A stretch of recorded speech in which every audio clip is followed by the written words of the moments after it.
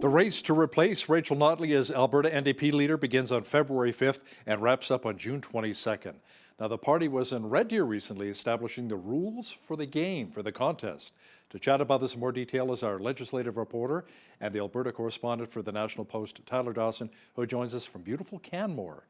Tyler, there were two rules which stood out to you. What were they? Well, the first one is that the NDP is sort of going to evaluate new membership signups. So the way it works, to pick a party leader, you sign up, you get your party membership, and then you get to vote on who you want to be leader. But they're going to do sort of a little bit of vetting, seems to be the process. And the reason why is because David Parker, the leader of Take Back Alberta, has sort of said that they're going to be going around the province trying to sign people up to join the NDP to influence the outcome of this leadership contest. So the NDP, of course, wants people who are, prospective NDP voters to be involved in this. And they don't want the contest sort of usurped in some fashion by conservative activists. So, it's probably going to be relatively straightforward, not that intensive of a search, but, it'll be taking a name and plugging it into Google or whatever. So you look for a social media profile. If David Parker signs up for an NDP membership, probably pretty unlikely he's going to actually get it, I would say. And so the idea is just they want people who have similar values, similar perspective on politics to be involved in this. So that's the first rule. The second one, which is also really interesting, is that in order to run for the leadership, they've said that you need to have been a party member prior to August 5th, 2023. So that basically restricts the field, in theory, to people who are sort of longer term, more committed members of the party, the names that we've all been tossing around, Kathleen Ganley, David Shepherd, et cetera. But what it also does is technically excludes people who might not be party members presently, but who might be interested in running for the leadership. Now, it's barely even a rumor. It's really only progressives in Alberta saying, we would love this guy to run for the NDP. And that's Naheed Nenshi, the former Calgary mayor. People have been saying, well, he should get into the race. He's got the profile and the cachet and the experience to really put up a fight against Danielle Smith. But then the question is he an NDP member? Was he a member prior to August 5th? So in theory, that would exclude people like that, a more prominent candidate who maybe does not have a prior party affiliation. Now, that doesn't mean that it couldn't happen, because there is actually still an exception to that rule. That rule is in place, but there is a leadership committee that's going to be able to evaluate an application to run for leader. So there is the possibility that someone not currently affiliated with the party could apply to run for the leadership. But those two rules I really think are the most interesting, and it does sort of set the stage and set the tone a little bit of the race that the New Democrats are hoping to have here. Tyler, former Fox News contributor Tucker Carlson was in Calgary recently. He met with a few people on stage, including Jordan Peterson and Conrad Black. And our Premier Danielle Smith also sat down with a controversial figure. Now, she listened as Carlson slammed Prime Minister Justin Trudeau. Of course, the crowd ate that up. And she also raised an eyebrow when he suggested that Smith visit the Coots Four, who've been held in custody for almost 2 years now without bail. Yeah, and Smith really shied away from some of the more controversial stuff, I would say. This meeting was always going to be quite controversial. When it was first announced a couple months ago, people are already worked up about it, saying, why are you meeting with someone like Tucker Carlson? This is a bad look for the premier, et cetera, et cetera. But I think she was on stage for like exactly 16 minutes and then was off. And she really kept it quite tightly focused on energy, the economy, things like that. That's what she said her reason was. She said, look, Tucker Carlson has, even if he's not on Fox News, has huge following, lots of prominence in the conservative movement in the United States. I talk to all journalists, but she really, when she first started out as premier, one of the things that she struggled with was sort of message discipline. There were a couple of controversies right off the bat where she sort of spoke off the handle and got in some trouble with it. But she showed a fair bit of message discipline here to try and mitigate, I guess, some of that controversy. Now, she didn't fully manage to mitigate the controversy because, of course, the Alberta NDP attacked the meeting. The federal Liberals actually held a little press conference to attack the meeting. But she personally, I think, displayed quite a bit of message discipline in that meeting with Tucker Carlson, considering some of the topics that came up. We recently interviewed Betty Carbert, the mother of one of the Coots for Chris Carbert, who's been in jail now for about 2 years while being held in custody without bail. And she was saying that she actually ran into Premier Daniel Smith at a restaurant and asked her for her help. And Daniel Smith just said, contact the Justice Minister, right? She reached out to the Justice Minister, nothing happened. So yeah, she's quite frustrated, Betty Carbert. Now, Tyler, the UCP is about to release its policy on parental rights. Any idea what it may potentially look like? What are your sources telling you? No, it's funny. Everyone has been very, very quiet about it. This was over the past weekend, and Danielle Smith was asked about it on her radio show, and she said it was sort of coming this week. So we don't, assuming she was correct about the this week thing and not, sort of speaking more casually. It's just a couple days left before we ought to see it. But no, nobody has been saying anything about when it's coming. Nobody's been saying anything about what it's going to look like. The safe bet is probably that it looks something like what Saskatchewan did, where there'll be a sort of a parental notification requirement if a child wants to change their name or gender pronouns in schools under a certain age, and then over a certain age they would not need to inform the parents. So it's a really interesting thing because this is possibly a personally challenging thing for Danielle Smith, who's always been a little bit more progressive on these issues than some of her other conservative colleagues. So, the people I've talked to over the months have said, look, she's going to be trying to walk a line here to sort of satisfy the people in her party who are concerned about this and also not create a total firestorm among the NDP and civil society groups. Whatever the policy looks like, I think this is going to be hugely controversial. I think it's going to be probably the most challenging bit of legislation this session. The other really controversial one is going to be the Compassionate Intervention Act.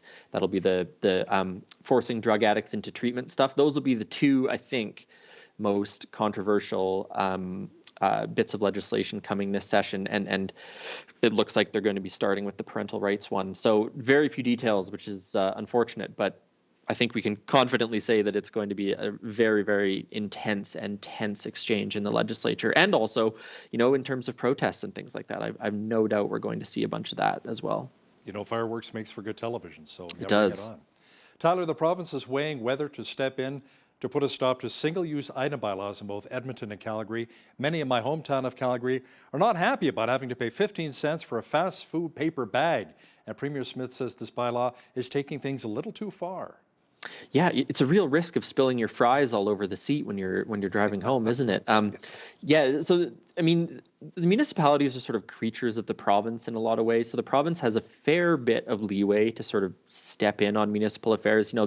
If this goes any further, there's certainly going to be a disagreement. Is waste collection and management a municipal responsibility? There's sort of there are rules and divisions of power that are going to come up. But at the end of the day, I think Danielle Smith has seen something that people are not happy about, having to ask for cutlery and things like that and paying for grocery bags and so on.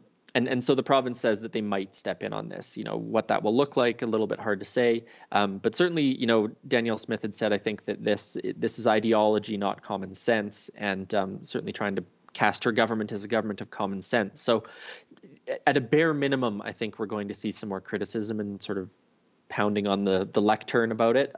Whether we see, some actual interference, I guess, in the municipal government, that's a little bit harder to say what that's going to look like. And it's actually, I was reading about this just before we came on, and it's not just Edmonton and Calgary. Banff has a single item bylaw as well, which I suppose makes sense in some ways in a national park. So certainly, and it's also, it's part of the whole red tape reduction stuff and making life easier stuff that the UCP is trying to go for. So it's probably a pretty good political topic, I think, for Danielle Smith to be weighing in on.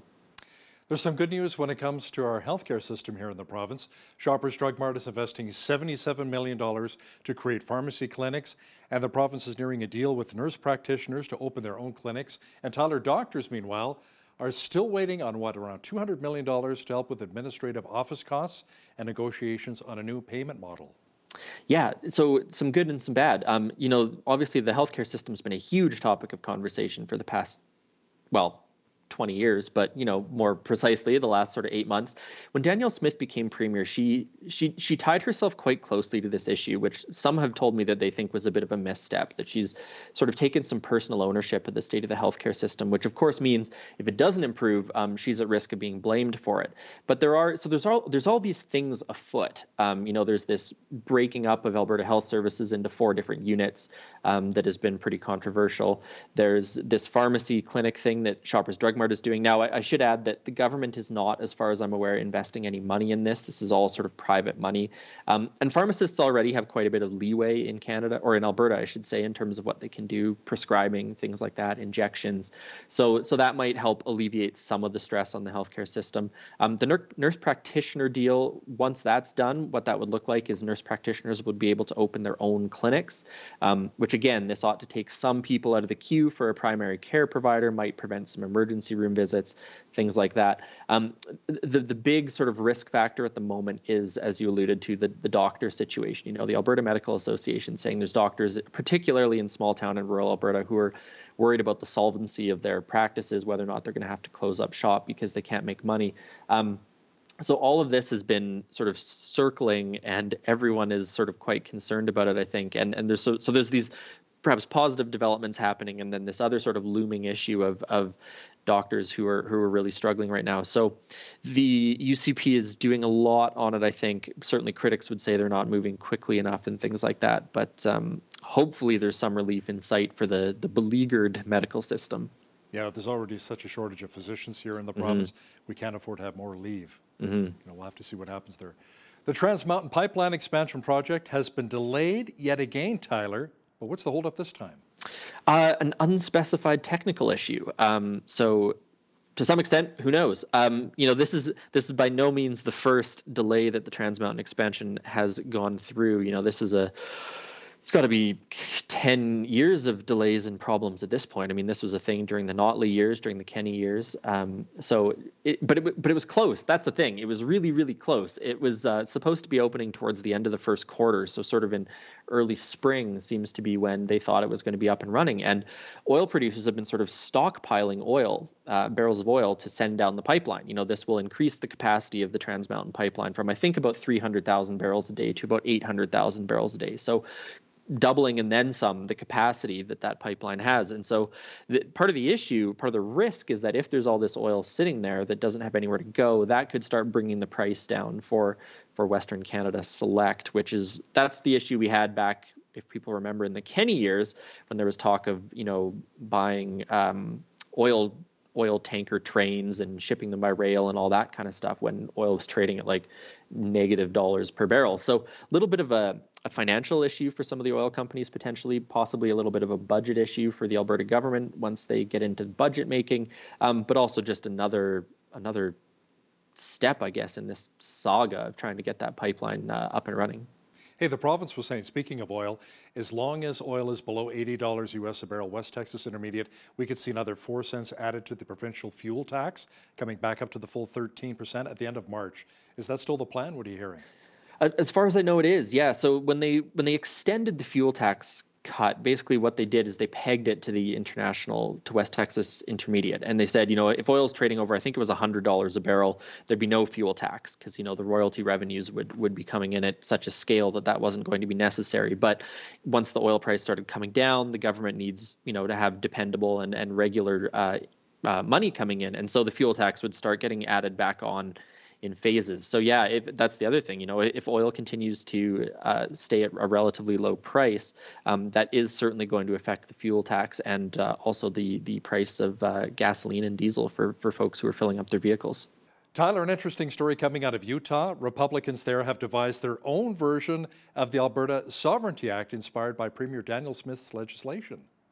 That's right. I mean, I love this story. We're not just exporting oil anymore, and perhaps hockey players. We're exporting sovereignty acts. So yeah, the Utah Senate has, I believe, passed this bill, and so it'll go on to the House of Representatives. Maybe I'm wrong about exactly the name of the other side of the House in Utah, but anyways, it'll go there, which is also controlled by Republicans. So this bill should become law within the next couple of weeks, and it's almost a carbon copy in some ways. It basically will give the Utah Utah Congress, I guess, to do what Alberta says, and that would be to sort of opt out in the participation of government officials and bureaucrats in federal policies and legislation. So, they're basically saying that, look, the federal government is impeding, trampling our rights, getting involved in state jurisdiction, and these are our rights, and so we're going to, have this way to push back. Now, similar to the Alberta one in some ways, it is probably largely symbolic. In Alberta, for example,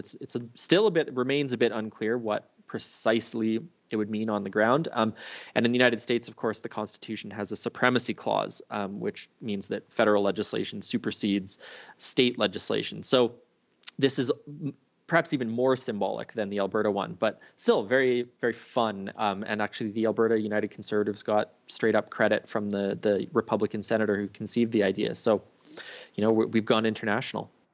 Absolutely. He's our legislative reporter and the Alberta correspondent for the National Post, Tyler Dawson. Thanks so much for joining us today from Canmore. Thanks for having me, Hal.